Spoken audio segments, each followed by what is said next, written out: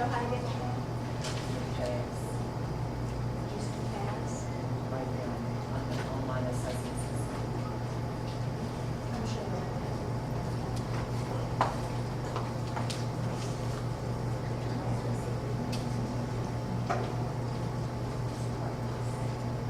Okay. So here is practice test. That a classroom, a person who does this. So they have to have a screen name and a password. And the students can do it in, in class or Okay. So how do they get all this? the teacher. The Where teacher? their password is. Okay, so the school site would have that. Okay, how many have been online to visit that pass site? Anybody?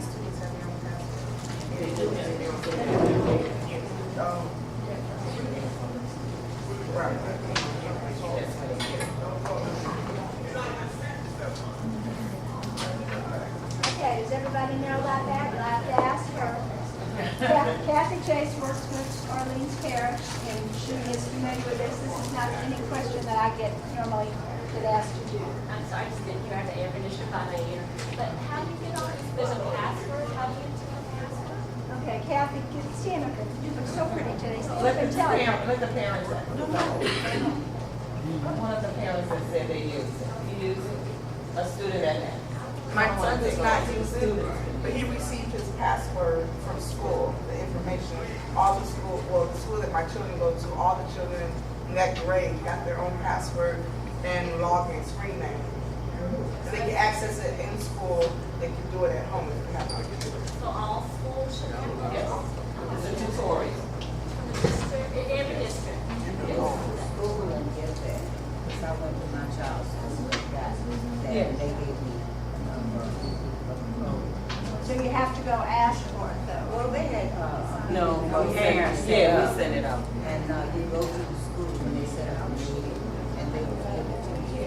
Now, they don't give it to you if you want it. Okay, so you have to actually ask for it.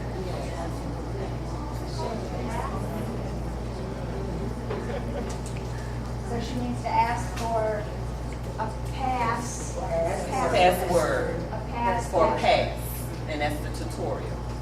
Well, I'm sure every school works different. In my children's school, all of that grade were given the password, and they were even encouraged to remember it.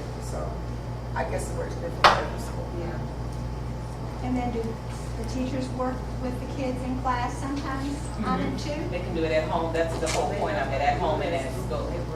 And it's set up just like the test, so it's good practice for the kids. So you might want to get that password. Is that for all grade levels or just the ones that are going to be receiving? I think it is, because I have, a child in the fifth grade and another one in the eighth, and they both, they use the same thing. What they need. It says on here, the tutorial for grades 1 through 8, then past practice, state tests, and instructions feedback for grades 3 through 12. So I guess it's kind of, That's what it looks like.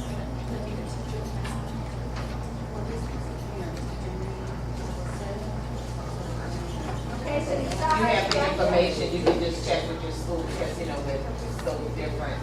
So I'm saying, depending on this and that, but just check with your school. That might be the best, because it's different. There's so many things going on in our. We also saw where it was.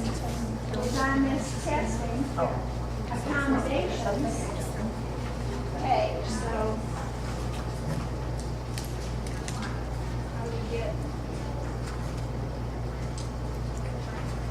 Okay, so here, Kathy, is this the way that you get to it? Okay, it's right over here, it's on all Right of these there. pages. So it's on all the testing. Okay.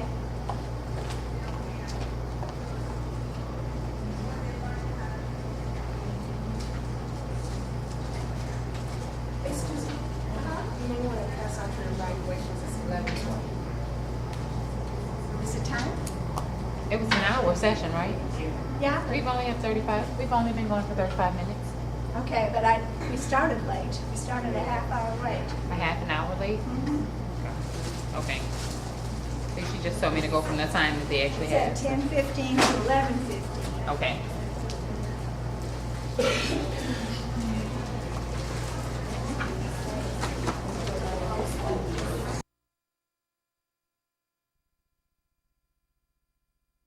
with all those years of, being a parent, being a teacher, being an administrator, and then being a state worker, I can tell you, there has been some improvement.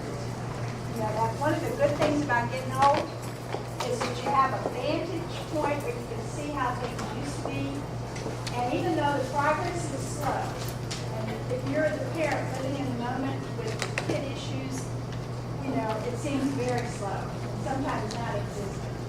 But when you look way back, things have changed a lot for families, and I think it's going to continue to get better. Everything that we hear from the Department of Education, from Arnie Duncan, is that parents are going to be even more important than they have been in the past. They're going to be getting twice as much required federal funding for parent activities. So the millions of dollars in Title I money is going to be sliced twice as thick, a little piece that goes to 1% that goes to parent involvement activities is going to be 2%. So that's twice as much. Quite a big sum of money. So I think they realize that this is a way to turn around schools, improve achievement. Ladies, are you going to be able to hear back there? Somebody in the last session said they cannot hear with those. I can hear. Would you say that again about the 2%? Okay, I'm is saying that You're going to increase it to 2%? to 2% from 1%. That's So, what I thought you said. yeah, a lot of districts already spend much more than 1%.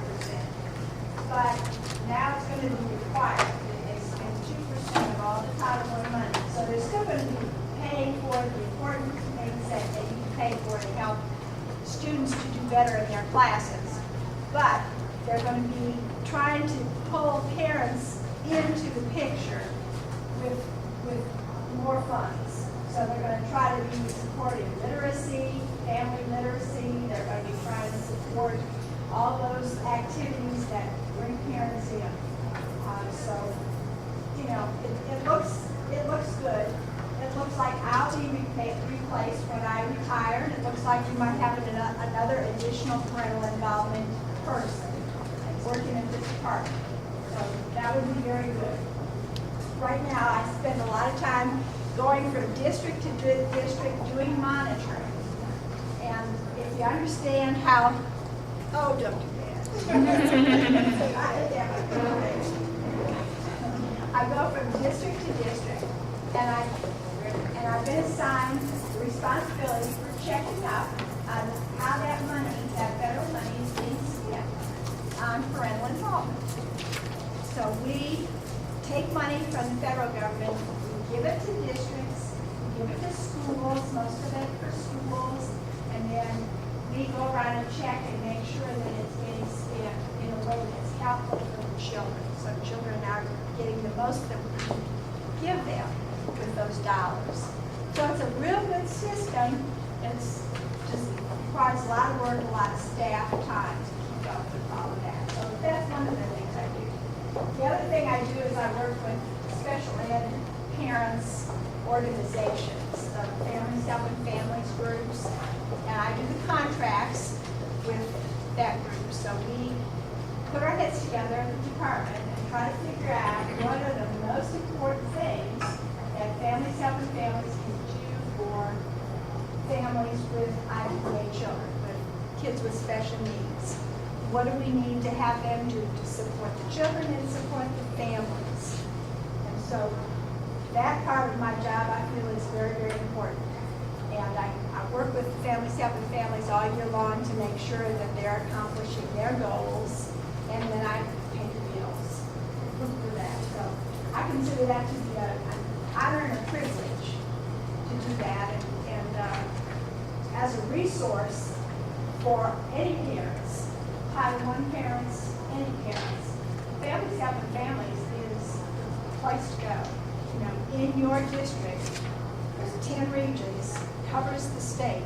There is a Families Helping Families that's not too far from where you are. And they have libraries, they have knowledgeable staff, they have people who are required, if they're gonna work there, to have family members with significant disabilities. So it's not like you're gonna be talking to somebody who doesn't understand. In most cases, they have children who have serious problems. Some of them may interfere with their being even able to work on a regular basis. They have lots of issues at home, so they know what parents are going through. I know what y'all went through. I cried at the kitchen table with my child over math homework. I thought we were never going to get it. We had to get dyspraxia, so it just couldn't write. So he get the kids sitting around him in school to do his work for him, the writing work. So when he had to do reports in middle school, I was right there because he still didn't do cursive. So, we had our problems. He's out of it now that and spell check, in 6th grade he was spelling at a 3rd grade level. When he left intensive remediation, he went from a 3.3 to a 3.8 grade level, 2 years. That much, that's all the little he made. And he ended up going to law school. So, somehow everything kind of kicked in. So we built on his strengths. He still doesn't know the math facts. He still doesn't know a multiplication table. He still doesn't know it. We can't play a lot of games with him because he can't do the math stuff. Dominoes, can't add those dots up. He can't do that stuff. But talk and argue. This was what I taught my child, not to argue, because I spent a lot of time arguing with him. But so that was his strength, and it worked real well for somebody who wants to go into the law. And he actually works in Washington, D.C. now, so I'm sure you're lucky. So we just got real lucky here. We got real lucky. So if you're thinking that your child is just never going to amount to anything, you're worried, and if you're concentrating just on what they can't do, try to build also on what their strengths are, because they're going to be working in that area where their strengths are. If they can talk, if they're personable, if they can love people, a lot of our kids have those brain skills. There's so many things that they can do, in the workforce, sales, all kinds of stuff. So look to the strengths. It's my advice. Okay, what I'm going to talk about today is the Department of Education website. So it sounds kind of boring, and I don't know, maybe it will be. Maybe it will be. But I see it as being just such a fabulous resource for all of you. And I would encourage you to play around with it. Although, I'm not a technician, I'm not a tech person. I'm probably the best person in the world to describe the website because I see it with, no gift for technology. So I'm going to try to explain a few of the highlights of what kinds of stuff you can access. The website is actually designed, we've got a couple of parish people here, they're probably on the website every day. Aren't you, LaFouche? Yes. They're on the website every day. So the same stuff that they can access on the website, any parent can also access. So take advantage of what you can do. Right here I happen to have the budget. This is the Title I budget for Orleans Parish. And I was finishing up with this in the last session. And I just want to show you that this is something that the public can see.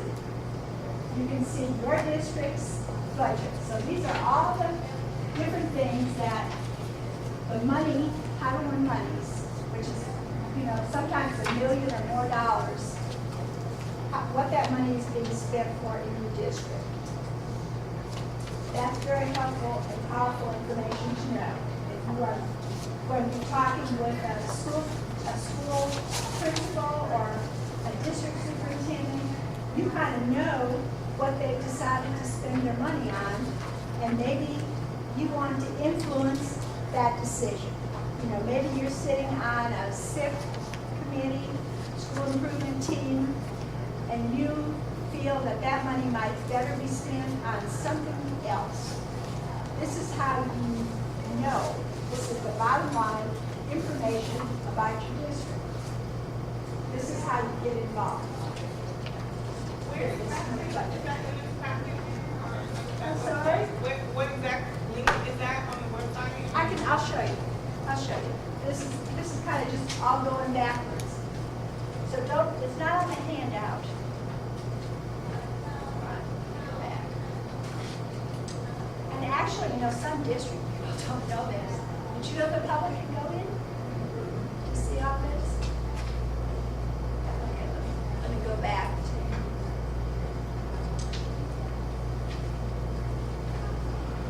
I'll just sign out and show you how to get it.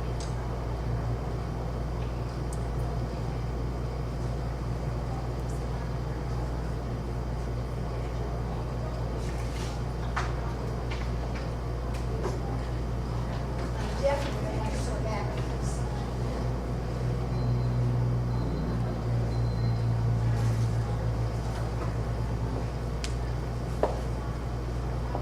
Here's the internet website.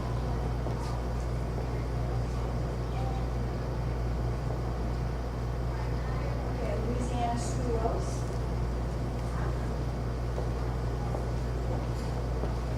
.net, so you see down here, comes up. There's the Department of Education, that's their main website.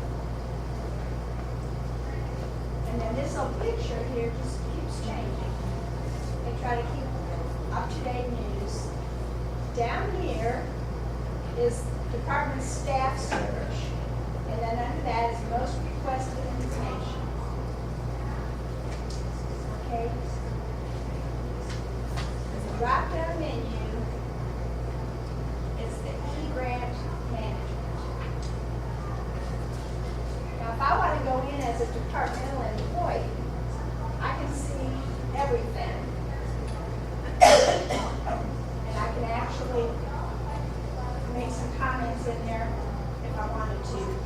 But you can go in public access.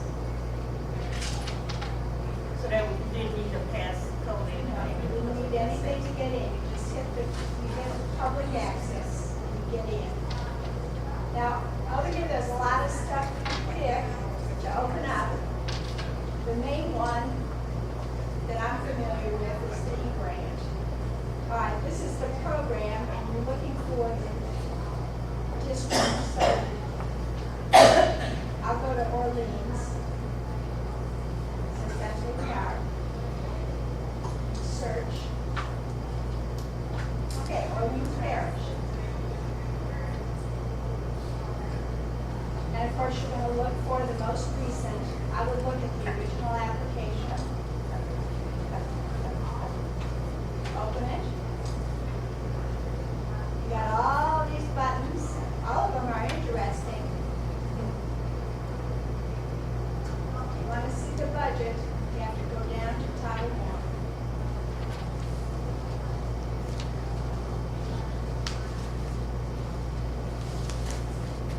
And you get budget detail.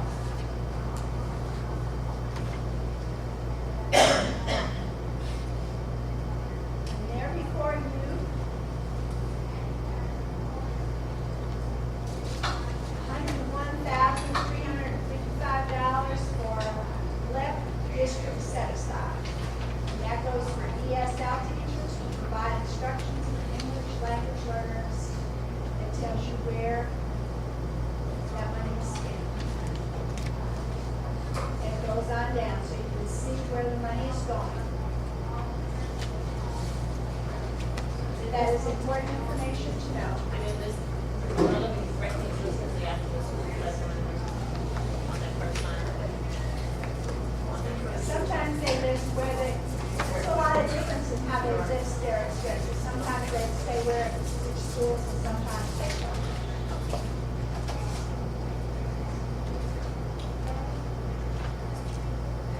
But let's go back to the PowerPoint and talk a little bit more about some of the stuff that in general that we can find.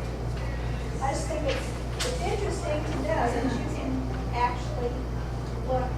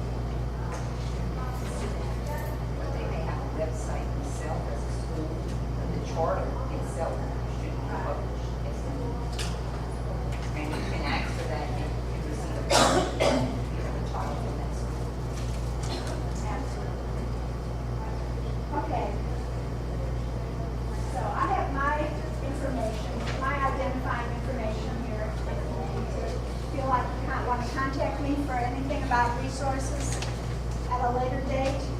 I'll be there until August when I retire.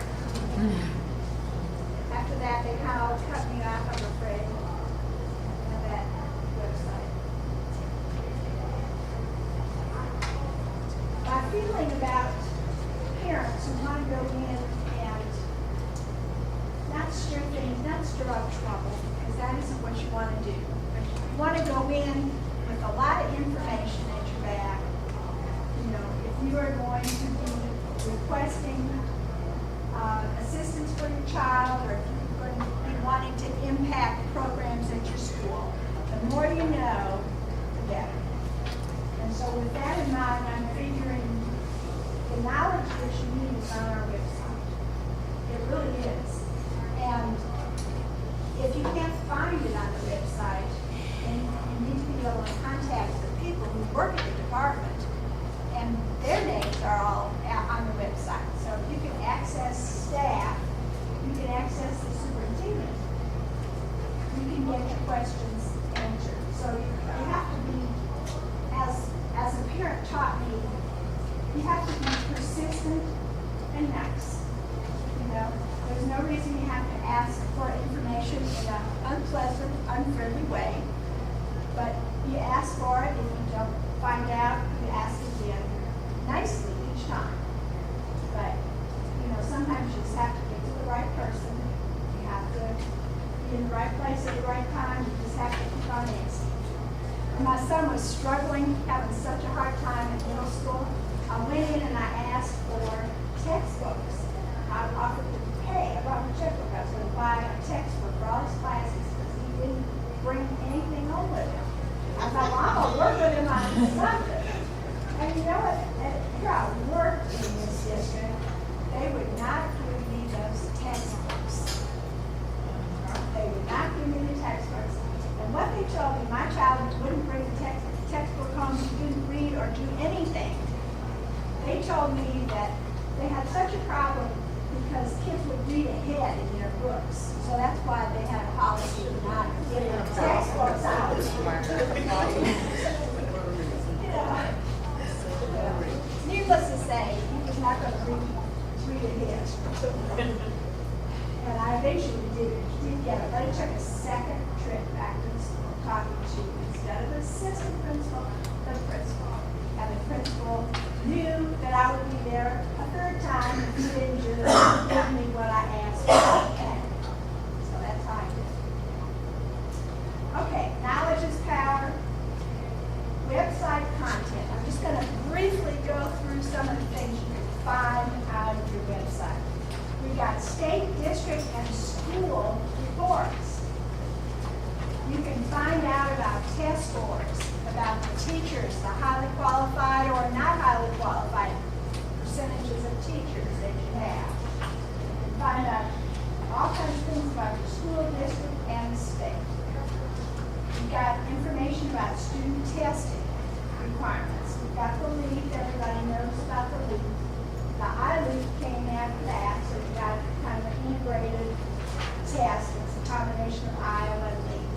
We've got the EOC, which is the end of course testing, which is now taking the place of the old GED testing. So if you have older kids, you know that they're going to have to pass the Algebra 1 test at the end of the class. They're not going to have to pass the GED if they're just coming into high school now. They're phasing out the old GED and phasing in the end of the course tests.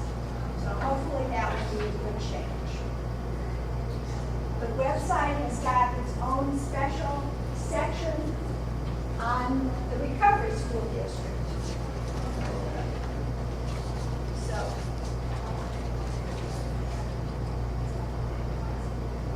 you know, we see people all over the building who work with the recovery school district.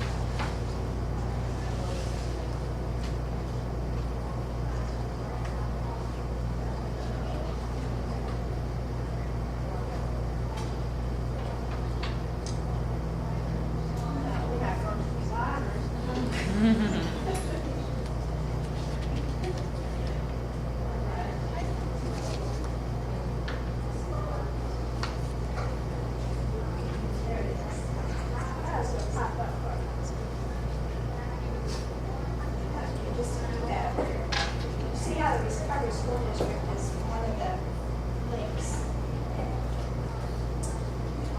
schools are not on that left-hand column, but I'll show you how to get to the charter school information.